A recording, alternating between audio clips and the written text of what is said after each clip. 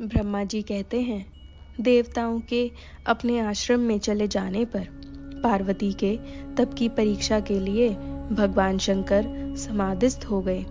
वे स्वयं अपने आप में अपने ही परात्पर, स्वस्थ, माया रहित तथा उपद्रव शून्य स्वरूप का चिंतन करने लगे। उस ध्येय वस्तु के रूप में साक्षात भगवान महेश्वर ही विराजमान है। उनकी गति का किसी को ज्ञान नहीं होता। वे भगवान वृषभध्वज ही सबके सृष्टा परमेश्वर हैं। तात उन दिनों पार्वती देवी बड़ी भारी तपस्या कर रही थी। उस तपस्या से रुद्रदेव भी बड़े विस्मय में पड़ गए। भक्ताधीन होने के कारण ही वे समाधि से विचलित हो गए और किसी कारण से नहीं। तदनंतर सृष्टिकर्ता हर ने वशिष्ठ आदि सप्तऋषियों का स्मरण किया। उनके स्मरण करते ही वे सातों ऋषि शीघ्र ही वहां आ पहुंचे। उनके मुख पर प्रसन्नता छा रही थी तथा वे सब के सब अपने सौभाग्य की अधिक सराहना करते थे। उन्हें आया देख भगवान शिव के नेत्र प्रसन्नता से प्रफुल्ल कमल के समान खिल उठे और वे हंसते हुए बोले, तात सप्तऋषियों, तुम सब लोग मेरे हितकारी तथा संपूर्ण वस्तुओं के ज्ञान में निपुण हो, अतः शीघ्र मेरी बात सुनो। गिरिराज कुमारी देवेश्वरी पार्वती इस समय सुस्थिर चित्त हो गौरी शिखर नामक पर्वत पर तपस्या कर रही है। मुझे पति रूप में प्राप्त करना ही उनकी तपस्या का उद्देश्य है। द्विजों, इस समय केवल सखियां उनकी सेवा में हैं। मेरे सिवा दूसरी समस्त कामनाओं का परित्याग करके वे एक उत्तम निश्चय पर पहुंच चुकी हैं। मुनिवरों, तुम सब लोग मेरी आज्ञा से वहां जाओ और प्रेम पूर्ण हृदय से उनकी दृढ़ता की परीक्षा करो।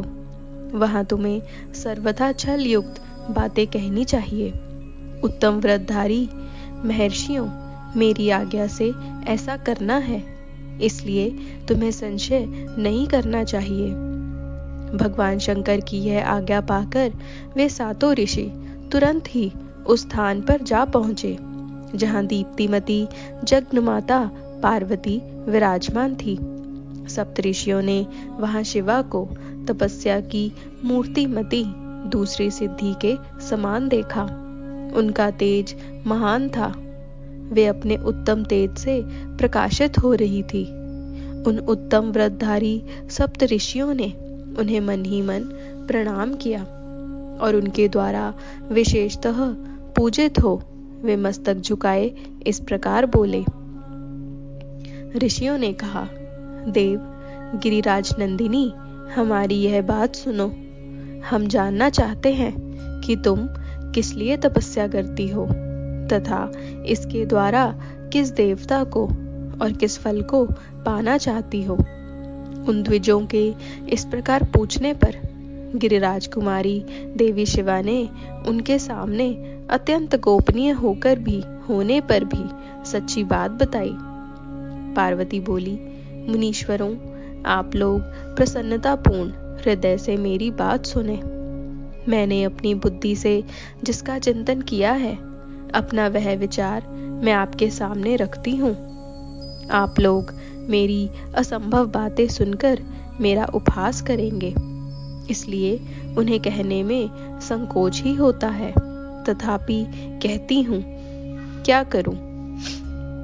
मेरा यह मन अत्यंत दृढ़ता पूर्वक एक उत्कृष्ट कर्म के अनुष्ठान में लगा है और ऐसा करने के लिए विवश हो गया है।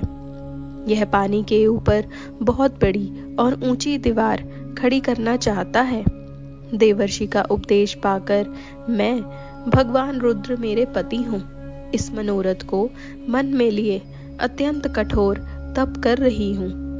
मेरा मन रूपी पक्षी बिना पांख के ही हठपूर्वक आकाश में उड़ रहा है।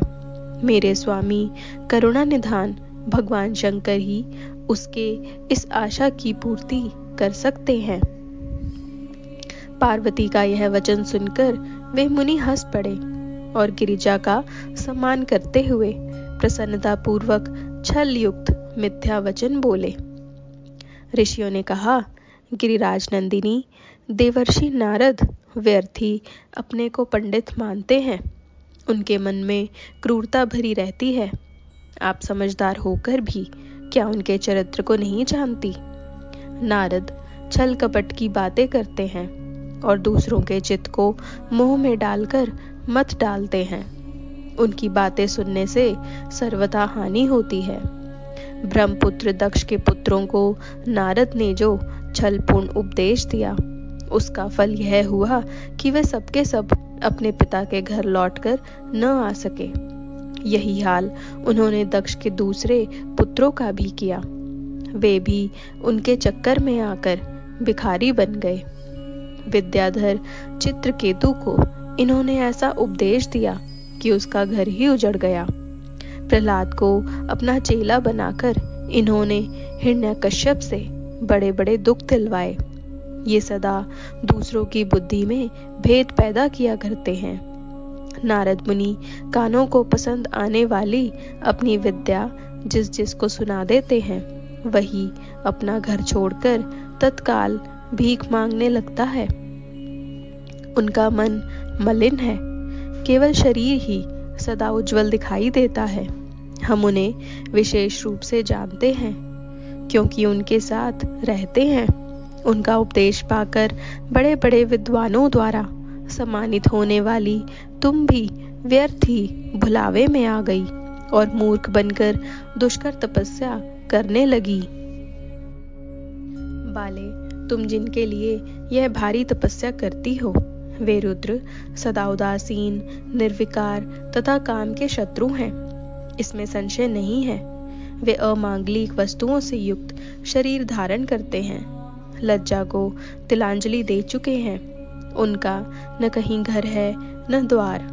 वे किस कुल में उत्पन्न हुए हैं, इसका किसी को नहीं पता। कुत्सित वेश धारण किए भूतों तथा प्रेत आदि के साथ रहते हैं और नंग धड़ंग हो शूल धारण किए घूमते हैं। धूर्त नारद ने अपनी माया से तुम्हारे सारे विज्ञान को नष्ट कर दिया। युक्ति से तुम्हें मोह लिया और तुमसे तप करवाया। देवेश्वरी गिरिराज नंदिनी, तुम ही विचार करो कि ऐसे वर को पाकर तुम्हें क्या सुख मिलेगा। पहले रुद्र ने बुद्धि से खूब सोच विचार कर साध्वी सती से विवाह किया, परंतु वे ऐसे मूढ़ हैं कि कुछ दिन भी उनके साथ निभा न सके। उस बेचारी को वैसे ही दोष देकर उन्होंने त्याग दिया और स्वयं स्वतंत्र हो अपने निष्कल और शोक रहित स्वरूप का ध्यान करते हुए उसी में सुखपूर्वक रम गए। देवी, जो सदा अकेले रहने वाले, शांत, संग्रहित और अद्वितीय हैं, उनके साथ किसी स्त्री का निर्वाह कैसे होगा? आज कुछ नहीं बिगड़ा है। तुम हमारी आज्ञा मानकर घर लौट चलो और इस दुर्बुद्धि को त्याग दो। महाभागे, इससे तुम्हारा भला होगा। तुम्हारे योग्य वर हैं भगवान विष्णु, जो समस्त सद्गुणों से युक्त हैं। वे वैकुंठ में रहते हैं, लक्ष्मी के स्वामी हैं और नाना प्रकार की क्रीड़ाएं करने में कुशल हैं। उनके साथ हम तुम्हारा विवाह करा देंगे और वह विवाह तुम्हारे लिए समस्त सुखों को देने वाला होगा। पार्वती, तुम्हारा जो रुद्र के साथ विवाह करने का हठ है, ऐसे हठ को छोड़ दो और सुखी हो जाओ। ब्रह्मा जी कहते हैं, नारद उनकी ऐसी बात सुनकर जगदम्बिका पार्वती हंस पड़ी और पुनः उन ज्ञान विशारद मुनियों से बोली। पार्वती ने कहा, मुनीश्वरों, आपने अपनी समझ से ठीक ही कहा है, परंतु द्विजों, मेरा हठ भी छूटने वाला नहीं है।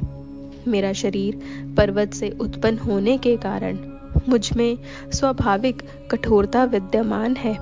अपनी बुद्धि से ऐसा विचार कर आप लोग मुझे तपस्या से रोकने का कष्ट न करें। देवर्षि का उपदेश वाक्य मेरे लिए परम हितकारक है, इसलिए मैं उसे कभी नहीं छोड़ूंगी। वेद वेत्ता भी यह मानते हैं कि गुरुजनों का वचन हितकारक होता है। गुरुओं का वचन सत्य होता है।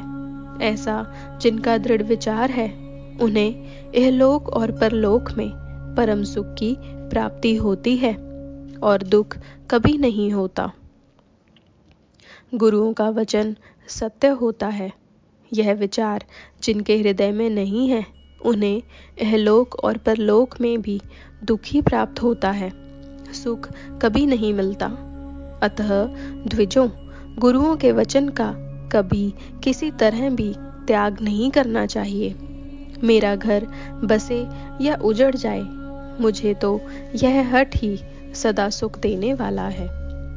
मुनीश्वरों, आपने जो बात कही है, मैं उनका आपके कहे हुए तात्पर्य से भिन्न अर्थ समझती हूँ और उनका यहाँ संक्षेप से विवेचन प्रस्तुत करती हूँ। आपने यह ठीक कहा कि भगवान विष्णु सद्गुणों के धाम तथा लीला विहारी हैं। साथ ही आपने सदाशिव को निर्गुण कहा है। इसमें जो कारण है वह बताया जाता है।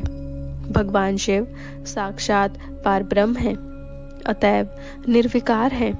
वे केवल भक्तों के लिए शरीर धारण करते हैं, फिर भी लौकी की प्रभुता को दिखाना नहीं चाहते।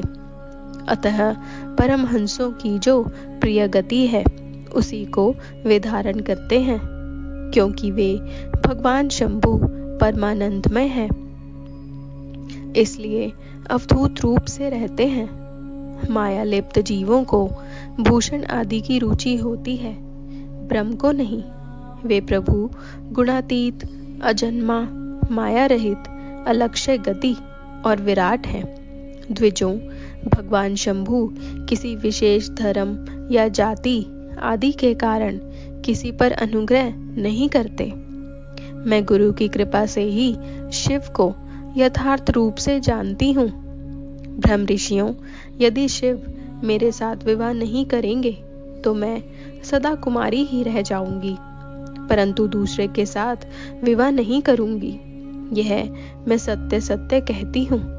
यदि सूर्य पश्चिम दिशा में उगने लगे, मेरू पर्वत अपने स्थान से विचलित हो जाए, अग्नि शीतलता को अपना ले तथा कमल पर्वत शिखर की शिला के ऊपर खिलने लगे, तो भी मेरा हट छूट नहीं सकता। यह मैं सच्ची बात कहती हूँ। ब्रह्मा जी कहते हैं, नारद, ऐसा कह उन मुनियों को प्रणाम करके गिरिराज कुमारी पार्वती निर्विकार चित्त से शिव का स्मरण करती हुई चुप हो गई। इस प्रकार गिरिजा के उस उत्तम निश्चय को जानकर वे सप्तऋषि भी उनकी जय जयकार करने लगे और उन्होंने पार्वती को उत्तम आशीर्वाद दिया। मुने, गिरिजा देवी की परीक्षा करने वाले वे सातों ऋषि उनको प्रणाम करके प्रसन्न चित्त हो शीघ्र ही भगवान शिव के स्थान को गए।